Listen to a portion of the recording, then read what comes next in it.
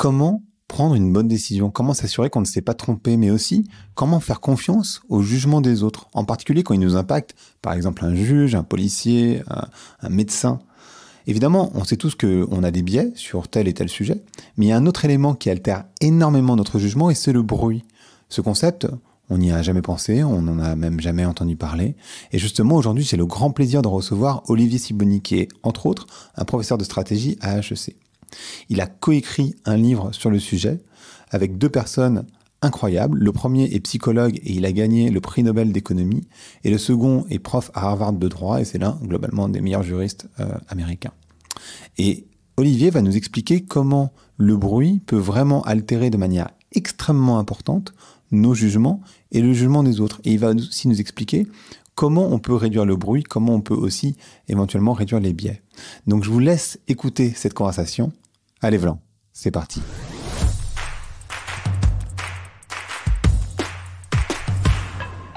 Donc bonjour Olivier. Bonjour Grégory. Vous allez bien? Super. Bon. Aujourd'hui, on va parler d'erreurs, du fait de se tromper. On se trompe plus souvent qu'on ne le pense, je crois. Absolument. Dans le livre, vous décrivez qu'il y a 3 manières de se tromper. Est-ce que vous pouvez revenir sur ces 3 manières de se tromper? Il y a les biais, il y a le bruit, il y a le biais et le bruit. Je serais hyper intéressé de définir la différence entre le biais et le bruit. Alors on va en parler. En fait, il y a 2 manières de se tromper, puis si on les additionne, ça en fait 3, parce qu'en général, on se trompe des 2 manières à la fois. Mais les 2 manières, c'est ce qu'on va appeler, par analogie avec des termes statistiques que les statisticiens reconnaîtront, le biais et le bruit. En fait, le meilleur moyen d'illustrer ça, c'est de penser à un exemple de mesure.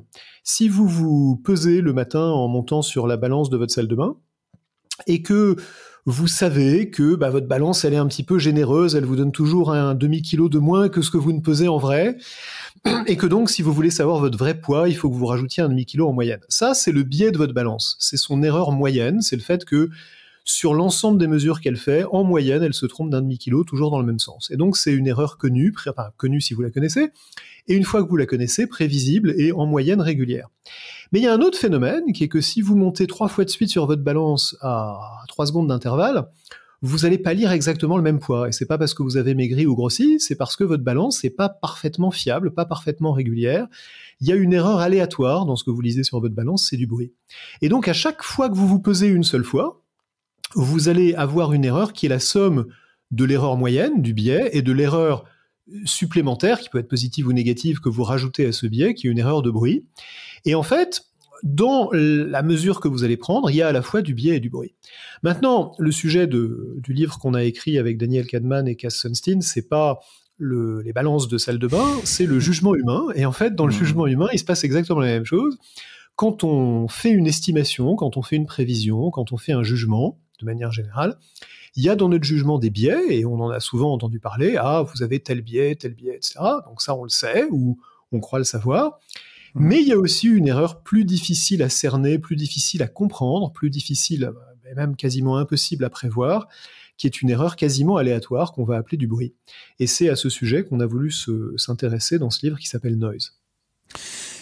Et le bruit, en fait, alors par exemple dans le cadre d'un jugement, on peut prendre l'exemple d'un juge, ça peut être intéressant, ça peut être si la personne a faim, si la personne a eu une mauvaise nouvelle, qu'est-ce que c'est que ce bruit en fait, comment on peut parce que les biais, je pense que les personnes savent à peu près ce que c'est qu'un biais, on n'en a pas tous conscience, mais on a on a la compréhension de ce que c'est.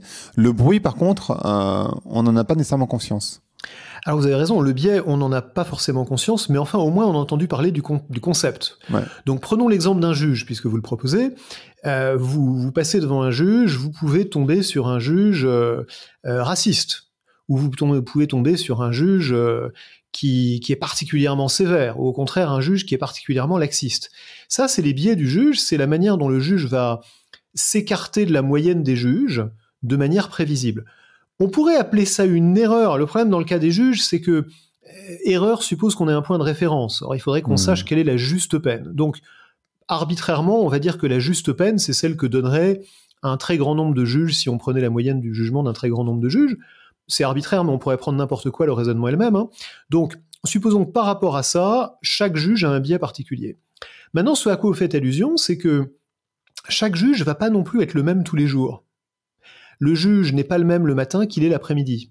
on sait, parce qu'on a des mesures statistiques là-dessus, que les juges vont être plus sévères, un petit peu, pas beaucoup, mais un petit peu plus sévères avant le déjeuner qu'après le déjeuner. On sait qu'ils vont être un peu plus sévères quand leur équipe de foot préférée a perdu le match du week-end que quand elle a gagné le match du week-end. On sait même qu'ils vont être un peu plus sévères quand il fait chaud que quand il fait froid. On sait qu'ils vont être un peu moins sévères quand c'est l'anniversaire de la personne qu'ils sont en train de juger. On sait que là, c'est pas les juges, c'est les policiers qui arrêtent un contrevenant sur la route, mais c'est la même idée, ils vont être un peu moins sévères quand ils portent le même prénom. Bref, il y a toutes sortes d'influences du contexte qui, en théorie, ne devraient pas avoir un impact sur le jugement, qui, en fait, en ont une. Ça, c'est des sources de bruit, c'est ce qu'on va appeler du bruit d'occasion, et c'est celui qu'on comprend le plus facilement parce que je viens de vous en donner 10 exemples et on se rend bien compte que chacun de ces exemples fait une petite différence. Mais en fait, c'est pas la seule source de bruit. La source principale de bruit dans mon exemple du juge, c'est quand vous tombez sur le juge Pierre plutôt que sur le juge Paul, ou sur le juge Marie plutôt que la juge Anne, vous n'allez pas être face à la même juge. Et du point de vue du système judiciaire auquel vous avez affaire, le fait que vous tombiez sur la juge Anne plutôt que sur le juge Pierre est complètement aléatoire. Et cet aléa-là, encore bien plus que l'aléa qu'on soit le matin ou l'après-midi ou avant ou après le déjeuner, va peser très très lourd dans votre jugement. Donc en fait, dans le bruit, il y a des bruits à l'intérieur du bruit intrapersonnel, du bruit à l'intérieur d'une même personne, qui est le matin ou l'après-midi, et puis il y a du bruit entre les personnes, et ça c'est évidemment une source bien plus importante de bruit dans un système où on voudrait qu'il y ait de l'uniformité. Et on a une idée, enfin je sais que vous en avez une parce que je vous ai entendu en parler, donc je vous pose la question quand même. On a une idée de l'importance de ce bruit, enfin sur le jugement. Je sais que vous aviez un exemple dans les assurances, mais c'est vrai qu'on a tendance à imaginer que bien sûr il y a du bruit, bien sûr que quand on n'a pas mangé, si on a faim, si on est un peu énervé, on va pas avoir le même jugement. Mais est-ce que ça a vraiment un impact fort ou est-ce que c'est à la marge en réalité ? Mais vous avez raison, parce qu'on se dit, évidemment, le bruit, il n'y a rien de nouveau là-dedans. Par définition, quand quelque chose est une question de jugement, c'est qu'on se dit bien que des gens peuvent ne pas être d'accord. Sinon, on n'appellerait pas ça une question de jugement. Si je vous demande combien font 17 fois 6, c'est pas une question de jugement. Il y a une bonne réponse. On la connaît de tête ou on est obligé de la calculer, mais enfin, on ne s'attend pas à ce que deux personnes soient en désaccord là-dessus. En revanche, quand on dit à combien d'années de prison il faut condamner ce prévenu dont on a entendu le procès pendant 3 jours, ça, c'est une question de jugement. Donc, on s'attend à ce que des gens raisonnables et compétents et non biaisés soient pas exactement d'accord. En fait, la motivation du livre qu'on a écrit sur ce sujet, c'est que l'ampleur de ce désaccord est presque toujours bien plus grande qu'on ne le croit. C'est-à-dire qu'on sait qu'il va y avoir du désaccord, mais il y en a beaucoup plus qu'on ne le pense.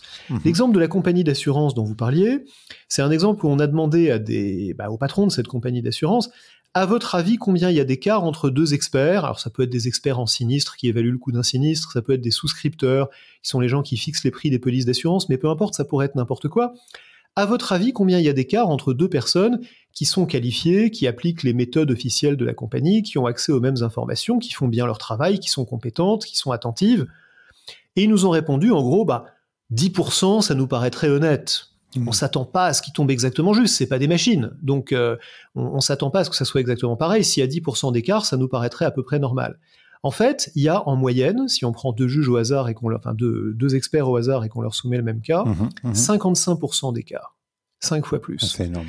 Dans l'exemple des juges, l'étude qu'on cite, qui est une ancienne étude d'ailleurs, faite aux États-Unis, il y a des cas où quand on montre le même cas à deux juges, le même cas, la même description du même crime commis par la même personne avec le même casier judiciaire, les mêmes circonstances atténuantes ou aggravantes, etc., il peut y avoir un juge qui dit que ça mérite 30 jours de prison et l'autre qui dit que ça mérite 15 ans.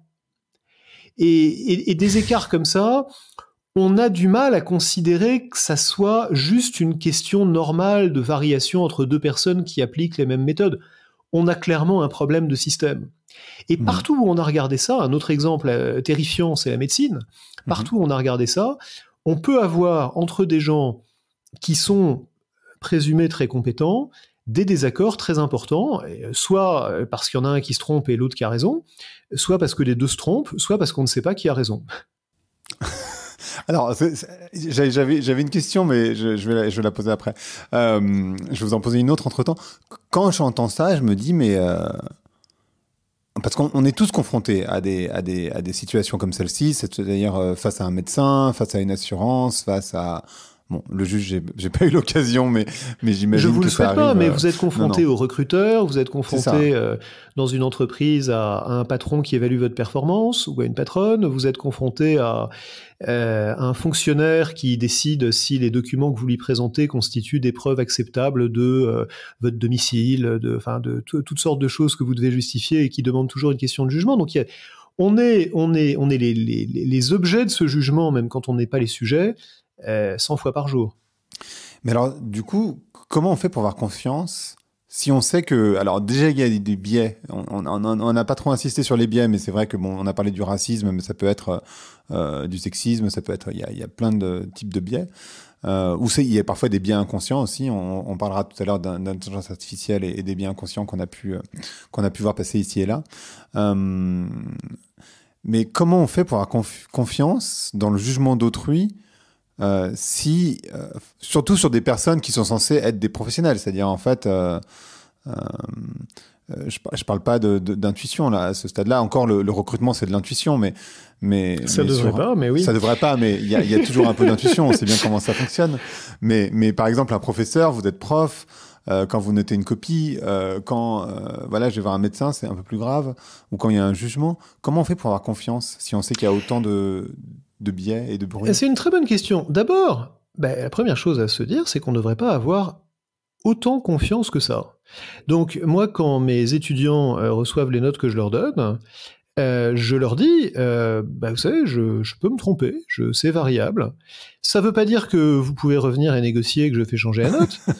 Ça veut dire que si vous estimez que vous avez été mal noté, c'est tout à fait possible.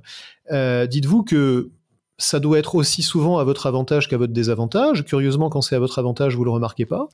Mais il y a de la variabilité dans le jugement, il y a de l'aléa, il y a du bruit. Je note probablement pas de la même manière le matin que l'après-midi et quand j'ai faim que quand j'ai bien déjeuné, comme les juges dont on a évalué le jugement. Il n'y a pas de raison que je sois meilleur qu'eux. Est-ce que c'est très grave ? Non. C'est pas très grave parce que je suis pas en train de noter des applications, comment on dit, des candidatures de gens qui postulent pour entrer dans une université. Je suis pas en train de noter des copies de concours général. Donc c'est pas très grave. Si c'était grave, il faudrait se demander comment est-ce que le système, pas l'individu, comment est-ce que le système vous donne une plus grande confiance dans son jugement. Ça peut être par exemple dans le cas des copies en ayant 2 corrections et en prenant la moyenne, ou en ayant une harmonisation des corrections. Ça peut être en ayant un barème qui normalise un petit peu la manière dont on note les copies. Et dans le système éducatif, je ne dis pas que c'est parfait, c'est très loin de l'être, mais dans la plupart des cas où il y a une notation importante, on prend plus de précautions de ce genre-là que quand la notation n'est pas très importante, comme celle que je fais la plupart du temps. Donc on voit bien qu'on peut mettre en place des mesures de réduction du bruit, mais c'est au niveau du système qu'il faut le faire. Alors évidemment, moi, je peux me dire, je peux essayer d'avoir moins de bruit dans ma notation de mes copies, mais il y a une limite qu'on atteint très vite à ce que je peux faire tout seul dans mon coin. La bonne manière de réduire le bruit, c'est de s'y prendre au niveau du système auquel vous avez affaire. Et donc, c'est pas, pour en revenir à votre question, c'est pas dans le jugement de l'individu que vous devez avoir confiance. C'est dans la capacité du système à vous fournir un jugement exempt de bruit. Parce que du coup, j'ai une double question. D'abord, c'est est-ce qu'on peut réduire son bruit au niveau individuel? Vous avez partiellement répondu, mais ça m'intéresse de voir pour les personnes qui nous écoutent ça, parce qu'elles elles ont nécessairement à un moment donné apporté des jugements. Comment elles font pour réduire leurs erreurs ou leur bruit? Comment elles font pour moins se tromper? Et aussi, du coup, on reviendra sur le système après. J'avais déjà répondu à celle-ci. Oui, commençons par celle-là, c'est déjà une vaste question. D'abord, quand on est seul à faire un jugement ou à prendre une décision, le meilleur conseil qu'on puisse vous donner, c'est de ne pas le rester. Un homme seul est en mauvaise compagnie, c'est Paul Valéry, je crois, qui disait ça. Et en fait, quand on est tout seul, on ne sait pas à côté de quoi on passe. Enfin, j'enfonce une porte ouverte en disant ça, mais chaque fois où vous pouvez prendre l'avis de quelqu'un pour vous donner un autre son de cloche sur le jugement que vous êtes en train de porter, vous avez intérêt à le faire. Chaque fois que vous allez le faire, soit dit en passant, il y a une bonne manière de le faire et une mauvaise manière de le faire. La mauvaise manière de le faire, qui est celle qu'on a tous tendance à adopter, c'est d'aller voir quelqu'un dont on sait qu'il a de bonnes chances d'être d'accord avec nous, et de lui dire « je pense que je vais faire ça, qu'est-ce que t'en penses ?» Et en général, il va répondre qu'il est d'accord avec nous, puisque c'est exactement l'objectif de la question. Si vous voulez vraiment savoir, si vous voulez vraiment un bon conseil, vous devez essayer de prendre le conseil de quelqu'un qui est neutre par rapport à vous, qui ne sait pas ce que vous pensez, et qui, si possible, va vous donner un avis aussi indépendant que possible.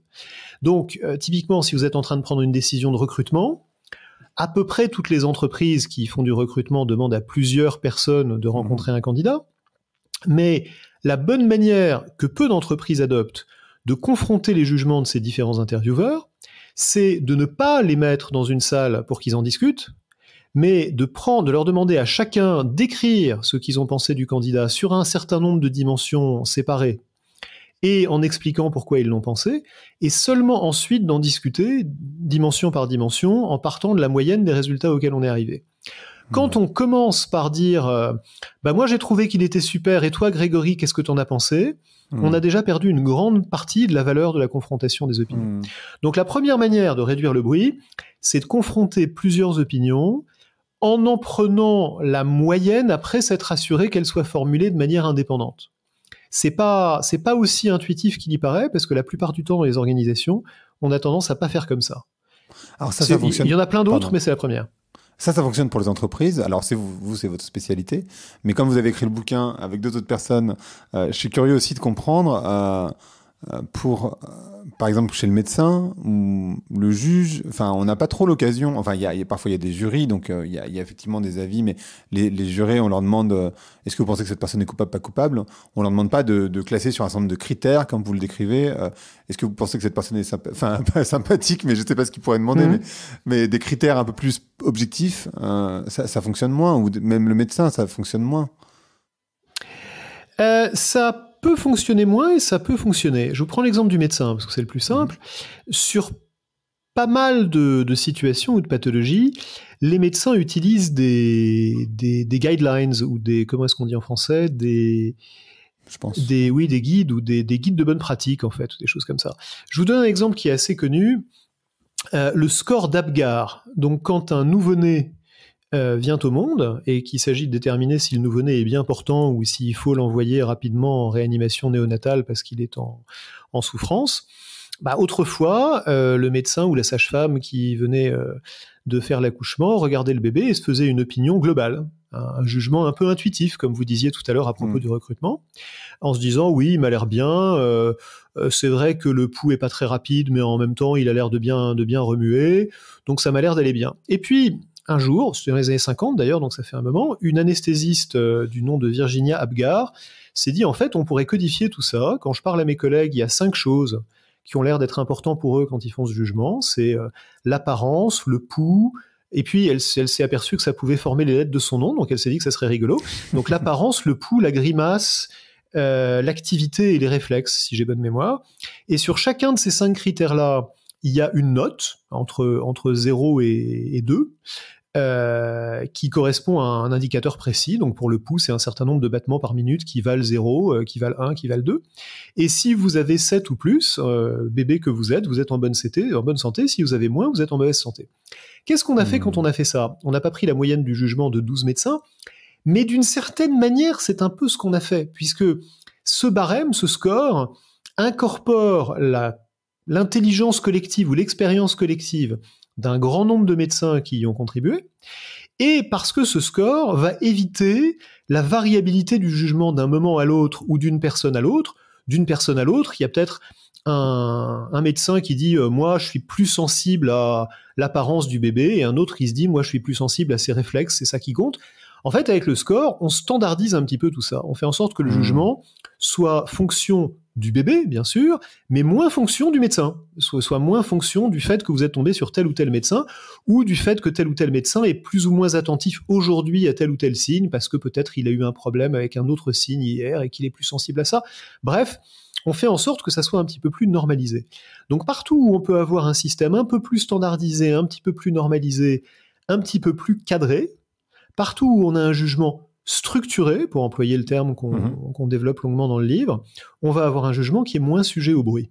Et ça, c'est quelque chose qu'on peut faire tout seul, bien sûr, qu'on fait encore mieux en groupe, mais qu'on peut aussi faire tout seul. Et parce que vous me disiez tout à l'heure, quand je dois prendre une décision au niveau individuel, je peux demander à des amis. Moi, j'ai la sensation que quand je fais ça, les gens projettent leur peur, en fait. C'est-à-dire, si je leur dis, est-ce que tu penses que c'est une bonne idée que je quitte mon job et que je fasse complètement autre chose parce que je le ressens comme ça? Et les gens vont dire, mais oui, mais t'es fou. En fait, quelque part, ils projettent leur peur parce parce que eux ne bougent pas. Et donc, ils n'ont pas vraiment envie que vous bougiez non plus, quoi. Quelque part, il y a cet effet-là. Comment on gère ça au niveau individuel, du coup? Enfin, est-ce que ça peut se gérer, d'ailleurs? Ou est-ce que c'est juste une prise de recul par rapport à ce qu'on nous dit? Ce que vous appelez une prise de recul, construisons un peu là-dessus. Parce que c'est ça tout l'enjeu. Dans la prise de recul, il y a deux choses. Au moins. Il y a le fait d'identifier les dimensions de la décision, et il y a le fait d'avoir un jugement approprié sur ces différentes dimensions. Vos amis peuvent jouer les deux rôles, ils peuvent vous dire, mais est-ce que tu as pensé à ce truc-là? Est-ce que tu as pensé que quand tu vas changer de job, peut-être que la culture de la boîte où tu vas aller va pas te plaire du tout? Ah oui, tiens, j'y avais pas pensé, j'en avais pas fait un critère. Bon, ok. Et puis, il y a un autre aspect qui est, ah, mais attends, changer de job, l'incertitude, moi, à ta place, je pourrais vraiment pas, c'est quelque chose qui, pour moi, pèse très lourd. Cette deuxième dimension, c'est à vous d'en juger. Le poids que vous donnez aux différents critères, c'est à vous de le déterminer. En revanche, la structuration de la décision, l'identification des critères, le fait d'avoir l'avis d'autres gens, et en particulier d'autres gens qui sont déjà passés par une décision du même type, peut vous aider à les identifier. Donc la démarche théoriquement idéale, en pratique pas forcément très simple, mais pas forcément impossible non plus, consisterait à dire, au fond, je dois prendre une décision, quelles sont les dimensions de cette décision? Quels sont les paramètres que je dois prendre en compte pour prendre cette décision? Si je dois choisir un job, qu'est-ce qui compte dans ce job? Là, c'est intéressant de prendre l'avis de pas mal de gens. C'est un exercice que je fais souvent avec mes étudiants de MBA, pour leur apprendre justement à structurer une décision. Je leur dis, on va essayer d'identifier les critères qui comptent pour vous, votre checklist de comment choisir un job. Et en fait, ils s'aperçoivent que quand ils en parlent entre eux, parce que j'ai fait travailler en petits groupes, ils trouvent des dimensions auxquelles ils n'avaient pas pensé. C'est-à-dire que quelqu'un va leur dire oui, mais dis donc, tu me parles pas dans ta liste des perspectives d'avancement ou de progression de carrière. Pour moi, c'est un truc vachement important. C'est bizarre que tu l'aies pas mis sur ta liste. Est-ce que c'est parce que tu veux de toute façon changer de boîte tous les ans? Et en général, ils répondent non, c'est juste parce que j'y avais pas pensé. Donc, une fois que pour vous constituer votre liste, prendre l'avis de pas mal de gens peut vous être utile. Ensuite, le poids que vous donnez à ces dimensions, il n'appartient qu'à vous. Et le fait que vous vous disiez c'est plus important pour moi d'être dans une boîte dont les valeurs et la culture me conviennent que d'avoir un gros salaire, y a des gens qui pensent pas comme vous, mais c'est votre choix et votre droit. Donc en fait, c'est une forme d'intelligence collective. C'est une forme de structuration collective, parce que là, on est dans l'intelligence, effectivement, on est dans le raisonnement. Une fois que vous allez décider du poids que vous donnez aux différents attributs de votre décision, on n'est plus dans le raisonnement, on est dans vos préférences personnelles, et il n'est plus question d'intelligence collective, il est question que de vos préférences à vous. Ok. Est-ce que... En fait, j'avais une question sur le profil des 3 personnes qui avaient écrit le bouquin, donc, dont vous. Est-ce que c'est pour éviter le bruit que vous l'avez écrit à 3? Ah, ça serait, j'avais pas pensé à faire ce storytelling-là, mais c'est merveilleux. Vous venez de me donner une idée de marketing formidable. Non, la réalité est un peu différente. En fait, j'avais commencé avec Daniel Kahneman, qui est psychologue, et moi je suis prof de stratégie, de management. Et on s'est aperçu au bout d'un moment, d'une part que c'était un sujet qui dépassait largement le monde de l'entreprise, et que en particulier il y avait des implications sociétales, politiques, juridiques, philosophiques, etc., qui étaient très importantes. Et d'autre part que c'était un vaste sujet et qu'on ne serait pas trop de 3 pour réussir à finir ce livre dans un délai raisonnable. Et c'est là que, par chance, Cass Sunstein passait par là. D'accord. Et du coup, les 3 profils sont hyper complémentaires. Donc, Danny, bien qu'il soit prix Nobel d'économie, n'est pas du tout économiste. Daniel Kahneman est psychologue. C'est le seul prix Nobel d'économie à ne jamais avoir pris un cours d'économie de sa vie. C'est beau. Mais il a inventé en fait ce qui est devenu l'économie comportementale, qui en réalité est l'application à l'économie d'un certain nombre d'insights ou d'idées de la psychologie cognitive. Et Cass Sunstein est un juriste. C'est un des juristes les plus connus aux États-Unis. Il est aujourd'hui d'ailleurs dans l'administration Biden, où il est au Department of Homeland Security, où il s'occupe des questions juridiques de cette espèce de super ministère de l'Intérieur, si on peut dire. Et donc, moi, je connais un petit peu plus le monde des affaires. Donc, c'est un trio effectivement inhabituel, mais qui permet de couvrir plus de terrain qu'on en couvre tout seul. Je comprends. Cela dit, c'est un très beau message de se dire qu'on peut gagner le prix Nobel d'économie sans avoir pris un cours d'économie. Oui, si votre objectif si votre objectif est de gagner le prix Nobel d'économie, vous mettez pas les chances de votre côté quand même en faisant ça. Mais bon. Alors c'est sûr. Non, mais je discutais il y a 2 jours avec une personne qui me disait ouais, mais je rêve de faire ci dans ma vie, je rêve de faire ça. Une personne qui avait à peine 30 ans, et je disais mais tout est possible. En fait, tu peux tout faire, tu peux tout envisager. Et elle me disait, mais non, c'est pas possible. Moi, je suis médecin, ça n'a rien à voir avec moi. Et je lui disais, mais si. Et donc, typiquement, alors, sans aller jusqu'au prix Nobel, de se dire qu'on peut changer de vie, qu'on peut changer de parcours et de se dire que c'est possible, je trouve ça assez chouette comme message, malgré tout. Oui, c'est marrant. Alors, lui, en réalité, c'est d'autant plus impressionnant, il n'a pas du tout changé de vie. C'est-à-dire qu'il n'est pas devenu économiste. Oui. Hein. Il a eu un impact extraordinaire sur l'économie, et sur des tas d'autres choses, mais en particulier sur l'économie, par des découvertes sur la psychologie humaine, en fait. Sur la psyché, ouais. J'avais une question, on parlait tout à l'heure de faire confiance. On est dans une ère, beaucoup de fake news. En particulier, là, on est sur vaccin, pas vaccin, anti-vaccin, etc. J'ai pas confiance. Ce que vous dites quelque part, alors je pousse le trait, mais ça va dans le sens des gens qui n'ont pas confiance quelque part, de se dire, en fait, est-ce que vraiment on peut faire confiance parce qu'il y a autant de bruit et autant de biais, et sans doute, je pense que, et là, ça va retoucher votre spécialité, des intérêts économiques. Comment je peux avoir confiance dans ce contexte-là, en fait? C'est une très bonne question. Enfin, si c'était une question facile, on n'aurait pas les difficultés qu'on a sur ce sujet-là. Donc, évidemment, c'est une question compliquée. D'abord, ici, quand on parle de biais, quand on parle de bruit, on parle des questions de jugement. Une question de jugement, c'est une question où, d'une part, tout le monde n'est pas obligé d'être d'accord, c'est pas une question de fait, mais où, à l'autre inverse, c'est pas non plus une question d'opinion. À l'autre extrême. Hein, si vous me dites que vous préférez Lisbonne et que je préfère Paris, ou que vous préférez le chocolat et que je préfère le thé, c'est pas une question de jugement, c'est une question de goût, une question de préférence personnelle, et il est pas souhaitable qu'on soit d'accord. On s'attend pas à ce qu'on soit d'accord sur ce genre de questions.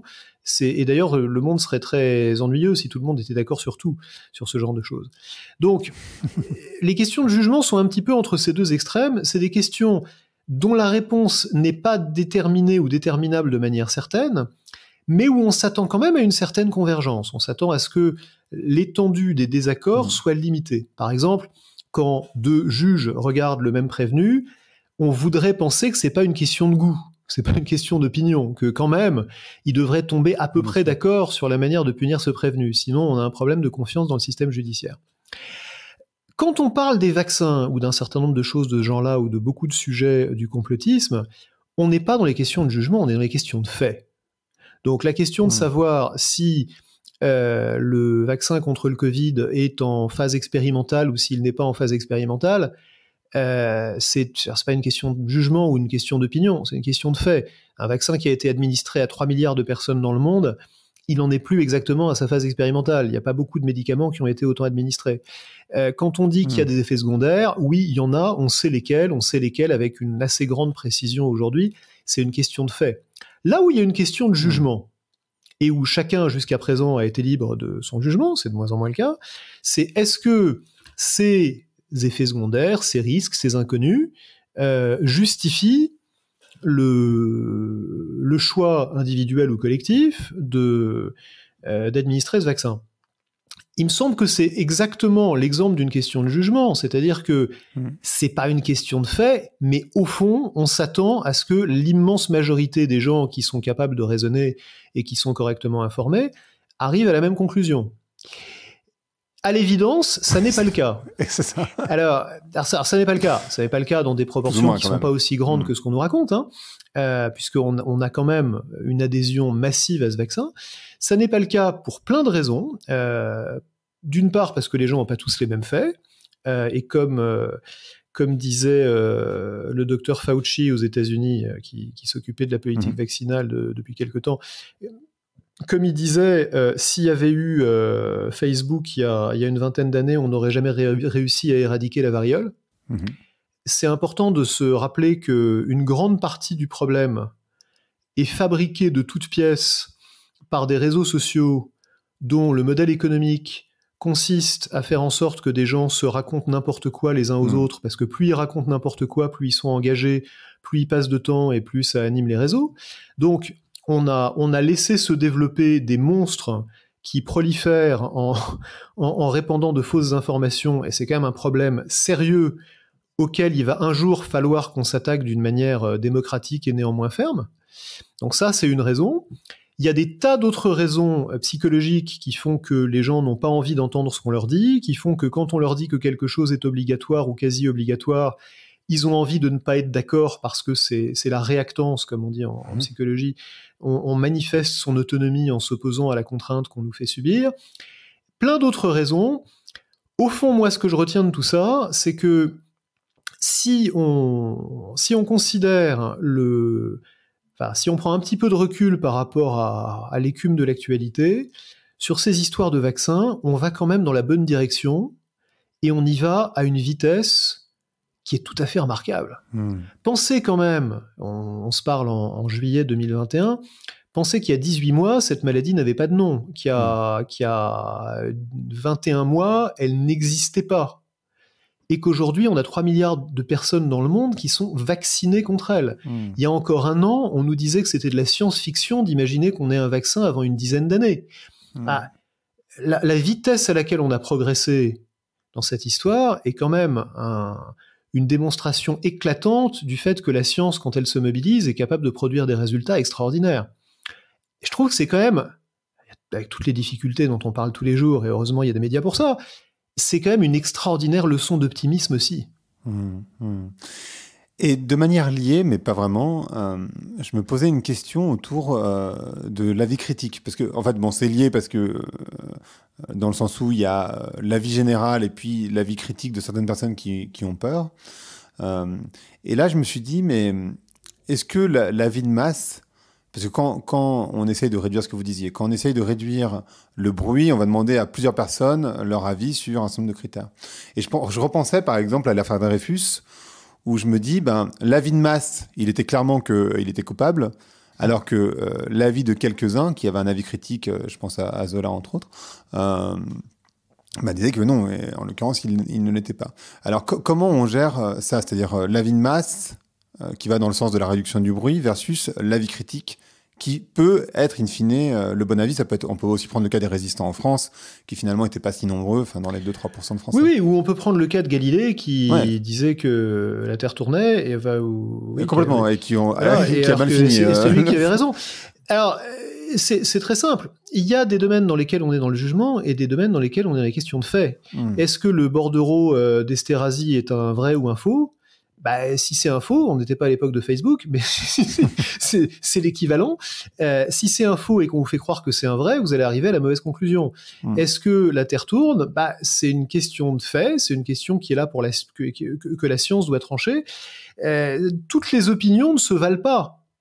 Quand on dit que prendre la moyenne d'un certain nombre d'opinions indépendantes est une bonne manière de réduire le bruit dans le jugement, on parle d'un domaine bien particulier, qui est le domaine du jugement, pas le domaine des questions de fait, et le domaine du jugement, si possible, avec des jugements qui sont portés par des gens compétents. C'est-à-dire que si vous essayez de trouver le bon jugement sur la peine pour un prévenu donné qui a commis un crime donné, vous n'allez pas prendre l'avis de 25 personnes dans la rue en leur disant « à ton avis, à combien on le condamne Dupont ?»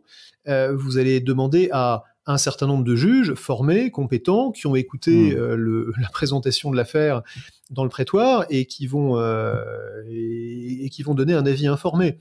Donc, on parle toujours, si vous voulez, quand quand on parle de question de jugement, on parle toujours de ces cas où quelqu'un a eu raison contre tous. Ça, c'est la remarque qu'on me fait le plus souvent quand je parle de ce livre, ou l'objection qu'on se... Non, mais elle est importante.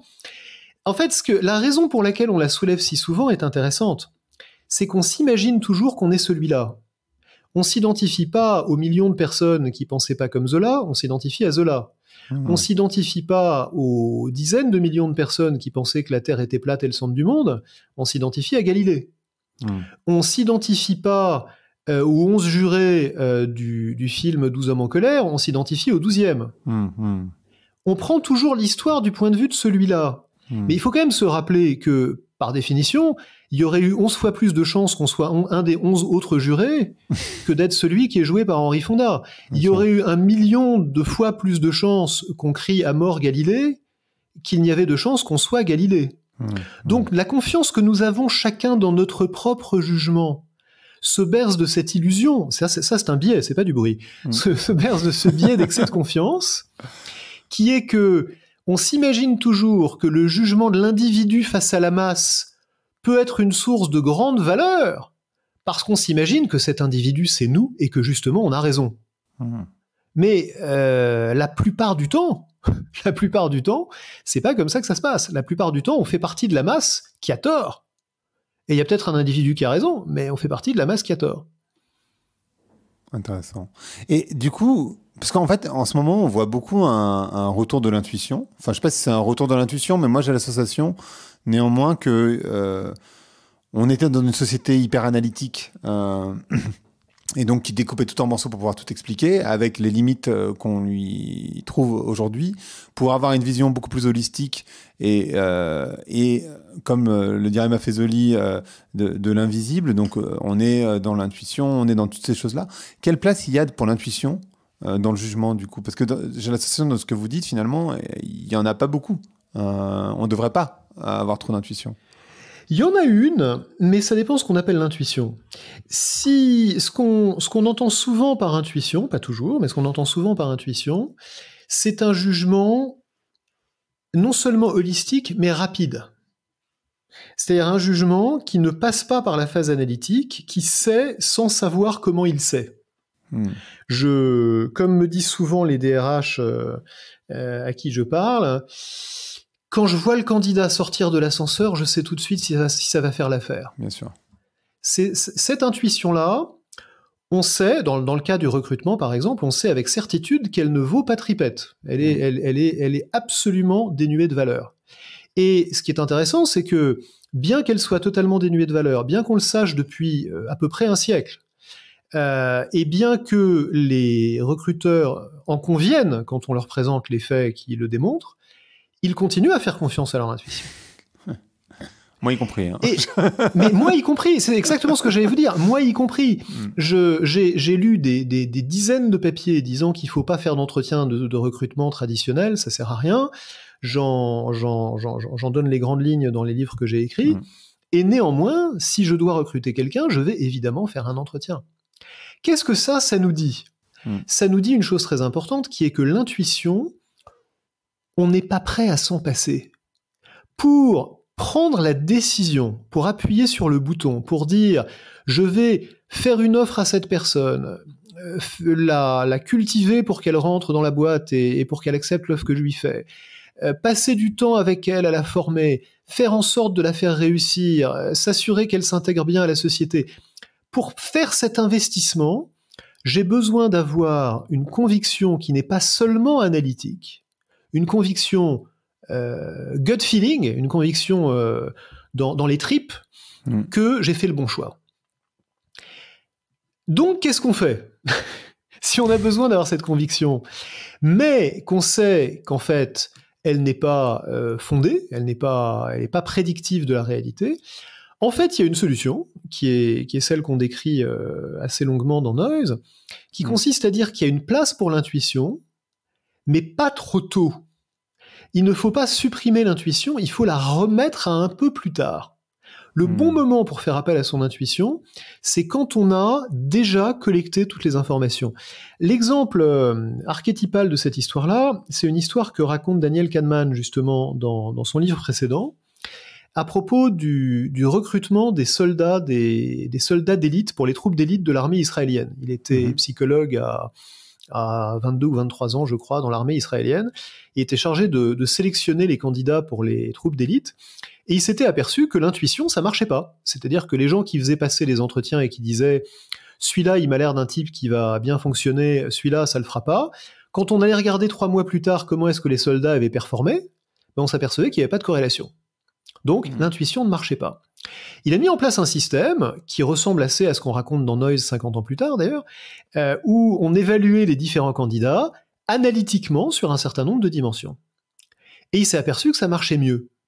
Mais il a eu une rébellion des recruteurs qui lui ont dit « Tu nous as transformés en robots, c'est pas ça qu'on veut faire, on veut pas juste mettre des notes sur des dimensions, on veut porter un jugement sur des soldats. » Et donc il leur a dit « Bon, ok, d'accord, vous savez ce que vous allez faire, vous allez mettre les notes sur les différentes dimensions, et ensuite vous allez fermer les yeux.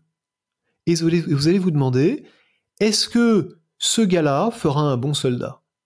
Et il s'est aperçu, à sa propre surprise d'ailleurs, que cette appréciation holistique, ce jugement intuitif, qui venait après le jugement analytique, pas avant, était non seulement meilleur qu'il n'était quand on le faisait avant, mais meilleur que le jugement analytique. C'est-à-dire qu'il apportait quelque chose de plus au jugement analytique. Donc, l'intuition, c'est très bien, le jugement holistique, c'est très bien, mais contrairement à ce qu'on raconte quelquefois quand on parle de l'intuition, ça se fait pas en un clin d'œil. C'est pas l'intuition quand je regarde le candidat sortir de l'ascenseur, c'est l'intuition quand je regarde le candidat y rentrer, après l'avoir interviewé pendant 1h30 et l'avoir noté sur les 5 dimensions qui comptent pour le job. Là, c'est le moment de me servir de mon intuition. Et alors du coup, je vais vous poser une question. Elle est un peu piège, et en même temps, vous allez voir, ça va être rigolo. Quand il s'agit de la décision qu'on prend, qui est sans doute la plus grande décision de notre vie, par exemple de rencontrer une personne, de se marier, de faire des enfants, a priori, on n'a pas ces listes. Moi, je sais pas.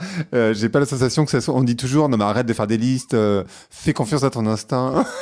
Et donc, ce que vous dites, c'est que limite, faudrait faire l'inverse. C'est-à-dire que quand je fais des enfants avec une personne ou quand je me marie avec quelqu'un, en fait, il faudrait que j'ai toute une liste de critères objectifs pour pouvoir définir si ça va être la bonne personne. Pour in fine, regarder ce que pense mon intuition. C'est ça aussi? Non, c'est pas ça, parce que je prétends pas qu'on couvre tous les sujets, avec et en particulier qu'on couvre les sujets personnels. Il y a une complication dans ce genre de, enfin il y a beaucoup de complications dans ce genre de décision. Il y en a une qui est très importante, qui est que on n'est pas en train de rencontrer la personne idéale préexistante qui avait été fabriquée par le destin pour être votre partenaire pour la vie. Ça, c'est dans les contes de fées. On est en train de rencontrer une personne et ensuite on va faire en sorte qu'une relation avec cette personne s'épanouisse dans la durée. Et la manière dont on y pense a l'air de dire que c'est 95% choisir la bonne personne et 5% faire fonctionner sa vie avec elle. Les études suggèrent plutôt que c'est l'inverse. Que effectivement, il ne faut pas choisir absolument n'importe qui, mais que en fait, le fait d'être convaincu qu'on a choisi la bonne personne sert essentiellement à faire en sorte qu'on fasse marcher la relation qu'on va construire avec cette personne. Donc, la démarche analytique, à mon avis, ne s'applique pas du tout à ce genre de sujet. Et d'ailleurs, c'est une question empirique, il y a une manière assez simple de le tester. Est-ce que les couples qui sont assemblés par les applications de rencontres qui sont censées vous trouver votre partenaire pour la vie fonctionnent mieux ou moins bien que la moyenne ? Je ne sais pas quelle est la réponse, mais si effectivement ils fonctionnent en appliquant des critères analytiques et si on peut mesurer le taux de succès, si on peut dire, ça serait une manière intéressante de savoir si ça fonctionne. Autre question alors pour le coup je m'écarte, j'en ai parlé au tout début et après j'en ai plus parlé, donc je vais revenir sur ce sujet. En lisant le livre et en vous écoutant, j'ai l'impression que c'est une ode à l'intelligence artificielle, puisque de l'intelligence artificielle, a priori, n'a pas de bruit. C'est-à-dire qu'elle n'a pas faim, elle n'est pas fatiguée, elle part pas en vacances, son équipe de foot n'a pas raté un match, etc. etc. Est-ce que c'est ça ou pas, déjà, pour comprendre? Et puis, j'aimerais bien qu'on parle un petit peu des biais algorithmiques. Bien sûr. Non, alors c'est pas ça, pour plein de raisons. Parce que d'abord c'est pas ça, parce que si on avait voulu écrire un livre pour dire que l'intelligence artificielle c'est formidable et que ça remplace avantageusement le jugement humain, on aurait dit ça. Or c'est pas du tout ce qu'on dit. On explique comment améliorer le jugement humain. Pourquoi est-ce qu'il faut améliorer le jugement humain? Pour au moins 3 raisons. La première, c'est que l'intelligence artificielle, il y a des tas de choses qu'elle n'est pas encore capable de faire, même si elle le sera peut-être un jour. Il y a des tas de jugements qu'on ne sait pas numériser, enfin, qu'on ne sait pas réduire à des choses que l'intelligence artificielle est capable d'analyser. La deuxième raison, c'est qu'il y a des tas de jugements que pour des bonnes ou des mauvaises raisons, on ne veut pas laisser aux machines. Par exemple, on est tous horrifiés, et moi aussi, à l'idée que quelqu'un pourrait être envoyé en prison par une intelligence artificielle. Ça nous semble profondément contraire à la dignité humaine, et même si, comme c'est probable, on nous démontrait qu'une intelligence artificielle ferait mieux que les juges humains, c'est quand même inacceptable. On veut avoir l'occasion d'exposer son cas et d'interagir avec un humain qui est notre père, qui est un humain comme nous. Il y a une dimension philosophiquement importante là-dedans. Donc, même s'il y a des décisions qui, en théorie, pourraient être prises par une machine, il y a des tas de bonnes raisons, quelquefois aussi des mauvaises, pour lesquelles on ne veut pas qu'elles soient prises par une machine. Et enfin, il y a la troisième raison dont vous parlez, qui est le fameux biais algorithmique dont on nous parle à longueur de livres et d'articles. Alors, le biais algorithmique, soyons clairs, ça existe. C'est important, c'est un danger. Qu'est-ce que c'est que le biais algorithmique? Par exemple, si, pour prendre un exemple réel, vous êtes Amazon et que vous dites on voudrait avoir une machine qui nous aide à faire notre recrutement, on va lui donner, pour qu'elle apprenne ce qui marche chez Amazon, on va lui donner l'historique de tous les gens qui ont été promus chez Amazon et qui ont fait des belles carrières chez Amazon. Félicitations, vous avez fabriqué une machine sexiste. Alors pourquoi la machine est sexiste? Pas, contrairement à ce qu'on vous raconte quelquefois, parce qu'elle a été programmée par des hommes blancs dans la Silicon Valley, et que donc elle va forcément favoriser les hommes blancs riches de la Silicon Valley. Ça, c'est absurde. Non, parce qu'elle est entraînée sur des données qui reflètent les biais humains, des humains qui ont pris les décisions qu'on va demander à la machine de prendre. En fait, à partir du moment où vous voulez qu'une machine fasse la même chose que vous avez fait, si la machine est bonne, elle va faire la même chose que ce que vous avez fait. Et si ce que vous avez fait n'est pas ce que vous souhaiteriez faire à l'avenir, si vous avez été, par exemple, sexiste dans votre recrutement passé et qu'à l'avenir, vous voudriez que ça cesse, il n'y a pas de problème pour programmer la machine pour qu'elle le fasse. Mais il faut lui dire. Si vous lui dites juste d'apprendre, et en général, c'est comme ça que fonctionne une intelligence artificielle, si vous lui dites juste d'apprendre et de découvrir dans le passé ce qui a fonctionné, la machine va découvrir quasi miraculeusement qu'en fait, il faut recruter que des hommes pour qu'ils réussissent chez Amazon, parce que c'est ce qui s'est passé dans le passé. Ou, alors je prends un exemple caricatural, il y a des exemples plus subtils. Si vous avez un algorithme de police prédictive qui essaye de prévoir où est-ce qu'il va y avoir des crimes, en fait, vous allez l'entraîner à partir des données qui existent sur où est-ce que les crimes se sont produits, sauf que vous ne savez pas réellement où les crimes se sont produits. Vous savez où les crimes qui vous ont été rapportés et que vous avez enregistrés se sont produits.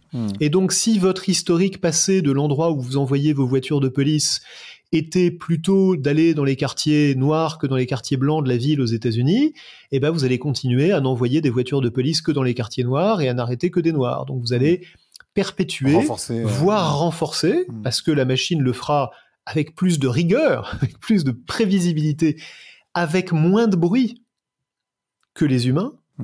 Vous allez avoir un résultat qui sera exempt de bruit, mais qui ne sera pas exempt de biais, qui reproduira les biais du passé.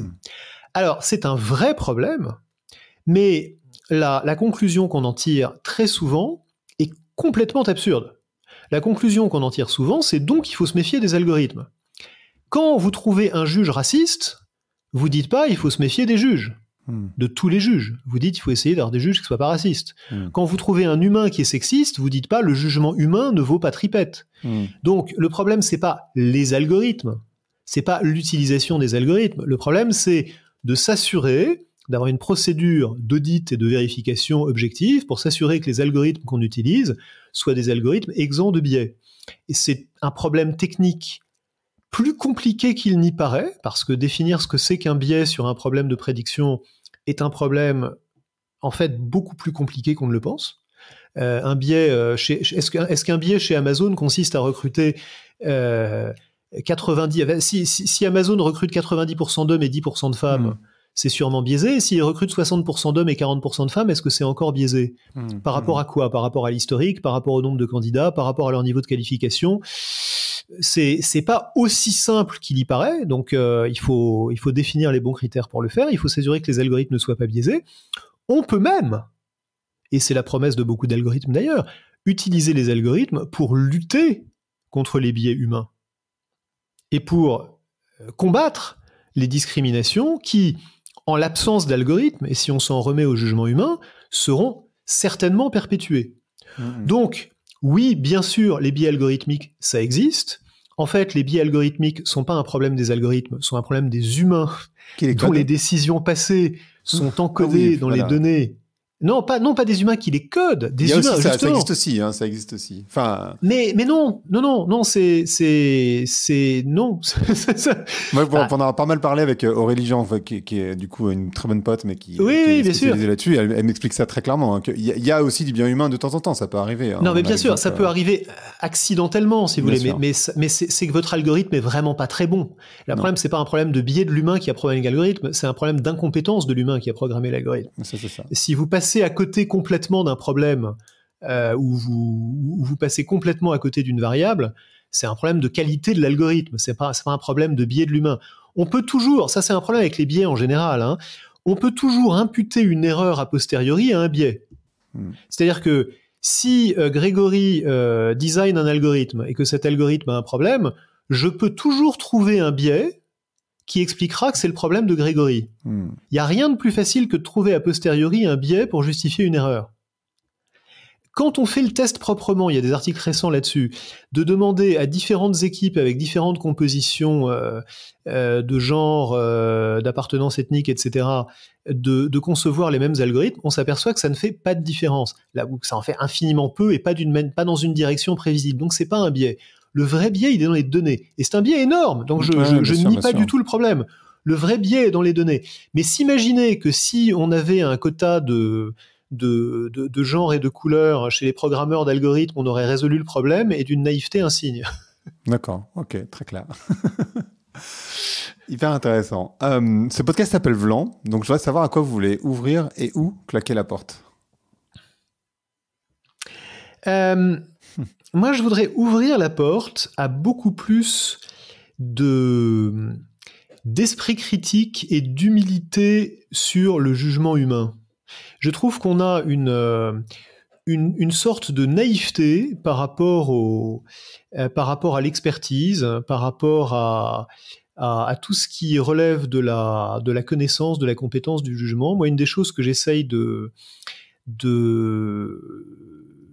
d'inculquer à mes élèves quand je leur donne des cours, c'est la remise en cause assez systématique de tout ce que moi je leur raconte. C'est-à-dire que j'essaie de leur apprendre beaucoup plus d'esprit critique que ceux qu'on imagine généralement dans une école de commerce. Et je trouve que ça fait du bien. D'esprit critique, soit dit en passant, alors quand on dit ça, on s'imagine toujours... on parle d'esprit critique par rapport au système capitaliste, donc il faut leur parler des économies alternatives, il faut leur parler d'environnement, il faut leur parler de la responsabilité sociale de l'entreprise. Bien sûr, tout ça c'est vrai, mais là où l'esprit critique devient intéressant, c'est quand on l'applique aux choses auxquelles on croit soi-même. Donc l'esprit critique, ça consiste d'abord à penser contre soi, pas à penser contre les autres. en tout cas, en premier lieu. Ce serait facile de penser contre les autres. Il n'y a rien de plus facile que de ne pas être d'accord. Mais ce n'est pas de l'esprit critique. L'esprit critique, ça consiste à se dire, est-ce que l'esprit critique dont j'essaye de parler, ça consiste à se dire, est-ce que les raisons pour lesquelles je crois ce que je crois sont des bonnes raisons ? Et qu'est-ce qu'il faudrait pour me faire penser le contraire de ce que je crois ? Ça consiste à penser un peu plus comme un scientifique qui, à chaque fois que les faits viennent lui donner tort, se dit « chouette, enfin, il y a un truc sur lequel j'avais tort, j'ai appris quelque chose ».